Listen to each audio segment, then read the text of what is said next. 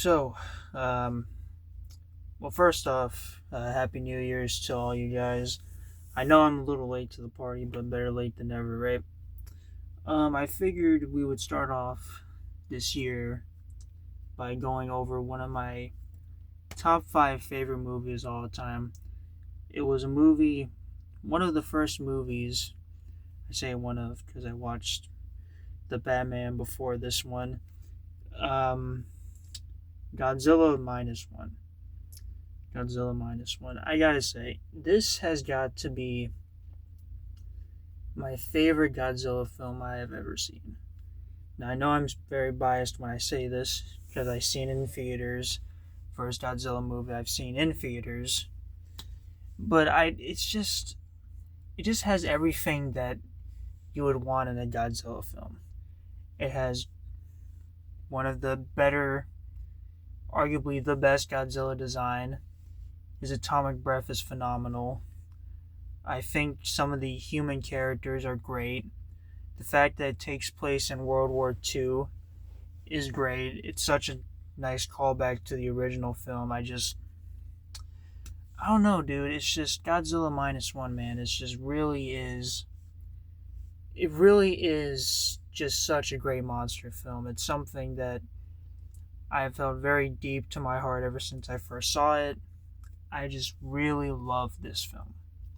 I think it is one of the best monster films.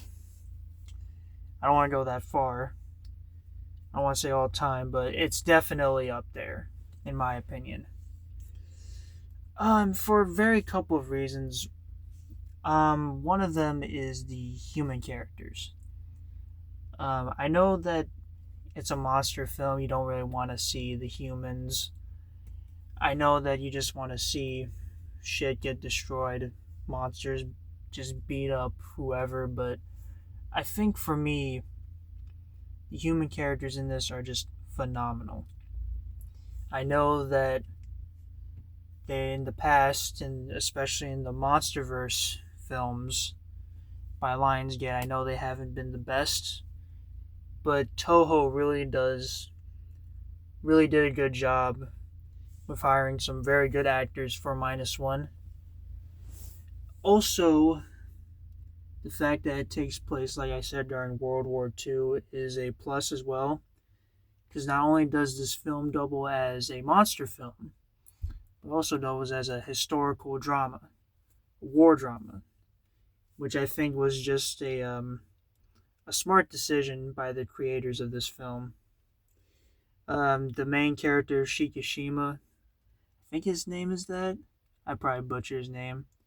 He's one of the more compelling protagonists, especially with him being a former kamikaze pilot suffering from survivor's guilt, trauma, PTSD. I think he's a very good protagonist and a great character to introduce, a gateway character to something like Godzilla. Along with the other cast of characters, I think he's just great. Along with a bunch of other characters, which I don't want to get into, because one, I forget their names, and two, I do not want to spoil this film too much.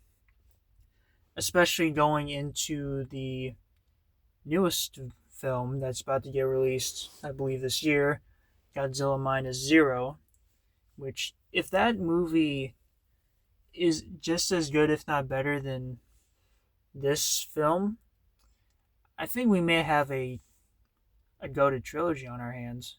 But I'm getting ahead of myself there. But yeah, Godzilla in this film. Where do I start? Oh man. He's scary. And I think what makes him scary is, number one, he's not, in this movie, he is not a protector, he is not a guardian, he is not fighting over kaiju. He is the main antagonist, which not only does a great job of showing how terrifying he is, I think it also I think it just adds more aura to Godzilla. I think the fact that we see him destroy buildings and blow up cities and just kill millions of people really just sets in the fact that this is a monster, a being of pure destruction. Is a very great decision. I think, like I said, brings us back to the original film, as it was an allegory for the bombing from Hiroshima, and it just really sets the tone for this film. It really does, give us a different perspective. It harkens back to Shin Godzilla, which is another great Godzilla movie. I think people should watch. But anyways, not only that, his design is phenomenal. He's a lot smaller, but doesn't take away too much from Godzilla. He's still a beast. His design, he's one of the more unique looking Godzillas, for sure. I think the only one that I think looks the most out there is Shin, but this is definitely a close second. His atomic breath is one of the best looking atomic breaths of all time. The only one that even comes close would be Burning Godzilla or Shin. I think probably closer to Shin, but I don't know, just the fact that I'm not gonna say too much. You just have to watch the film to see what I mean, but he has one of the best atomic breaths I've seen out of most Godzilla films. Out of most monster films, actually, to be honest. I haven't seen too many, but I have a feeling that a lot of them are not going to be that good. So yeah, this movie, again, I know I'm glazing the shit out of this film, but it really does set the tone for monster films. The only thing I would say about it is there's not as much Godzilla as you think there would be. Now, with that being said, I don't think that. Not that I don't think. Not to say that he doesn't show up in the movie. He definitely shows up for good chunks of it. Just don't go in it expecting to see Godzilla from beginning all the way to end. There will be some respite moments there. So if you don't like that and are just looking for a simple monster film, this movie might not be for you. It might feel like a drag. But I would still give it a chance just because the actors do such a good job. And I think it has one of the better human characters in any Godzilla film. I would also say that even though I do like Godzilla and how he looks, there are times where he doesn't look that good. He looks too much like a CGI monster, which isn't that too bad. This is more of like a nitpick, but something I should just point out.